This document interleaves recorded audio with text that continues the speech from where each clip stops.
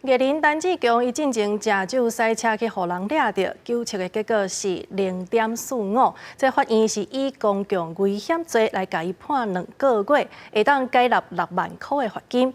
陈志强今仔日去台北地检署报道的时阵，伊纳罚金，佮认真呼吁大家千万都唔通食酒赛车。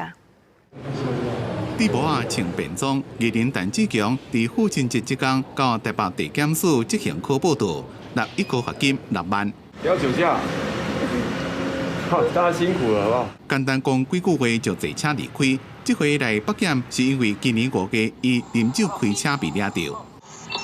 0.45。隔夜牵酒出去外口食饭啉酒煞了，骑奥多摆2个人相载要登记厝的，因过因为安全带无握无下，才驶无偌久就互警察抓来。经过酒测0.45，犯公共危险罪，互法院判2个月，会当1个罚金。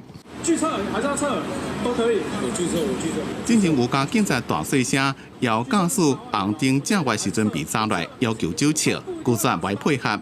也有骑奥多摆人伫咧兴隆路半暝驾车，酒测达0.74。对酒后开车的统计，发生事故的案件虽然一年比一年较重，不过造成的死伤人数每年也是上万。台湾人很喜欢侥幸，都觉得我一下下没事，还有我可以喝了酒之后就认为我可以开车，我什么都可以，以为他是英雄了。错，这是我们国人对于酒精的认识非常的缺乏。